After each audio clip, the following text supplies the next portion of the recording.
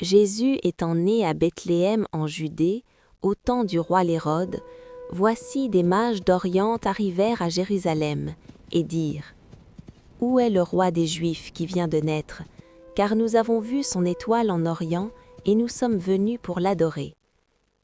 Le roi Hérode, ayant appris cela, fut troublé, et tout Jérusalem avec lui. Il assembla tous les principaux sacrificateurs et les scribes du peuple, et s'informa auprès d'eux où devait naître le Christ. Ils lui dirent : À Bethléem en Judée, car voici ce qui a été écrit par le prophète. Et toi, Bethléem, terre de Juda, tu n'es certes pas la moindre entre les principales villes de Juda, car de toi sortira un chef qui paîtra Israël, mon peuple. Alors Hérode fit appeler en secret les mages et s'enquit soigneusement auprès d'eux depuis combien de temps l'étoile brillait. Puis il les envoya à Bethléem en disant : Allez, prenez des informations exactes sur le petit enfant. Quand vous l'aurez trouvé, faites-le-moi savoir, afin que j'aille aussi moi-même l'adorer. Après avoir entendu le roi, ils partirent, et voici, l'étoile qu'ils avaient vue en Orient marchait devant eux, jusqu'à ce qu'étant arrivée au-dessus du lieu où était le petit enfant, elle s'arrêta. Quand ils aperçurent l'étoile, ils furent saisis d'une très grande joie. Ils entrèrent dans la maison, virent le petit enfant avec Marie, sa mère, se prosternèrent et l'adorèrent. Ils ouvrirent ensuite leur trésor et lui offrirent en présent de l'or, de l'encens et de la myrrhe. Puis, divinement avertis en songe de ne pas retourner vers Hérode, ils regagnèrent leur pays par un autre chemin.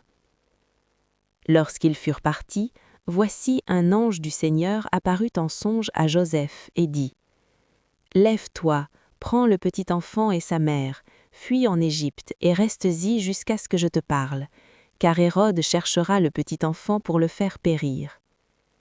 Joseph se leva, prit de nuit le petit enfant et sa mère, et se retira en Égypte. Il y resta jusqu'à la mort d'Hérode, afin que s'accomplisse ce que le Seigneur avait annoncé par le prophète : J'ai appelé mon fils hors d'Égypte. Alors Hérode, se voyant joué par les mages, se mit dans une grande colère, et envoya tuer tous les enfants de 2 ans et au-dessous qui étaient à Bethléem et dans tout son territoire, selon la date dont il s'était soigneusement enquis auprès des mages. Alors s'accomplit ce qui avait été annoncé par Jérémie le prophète.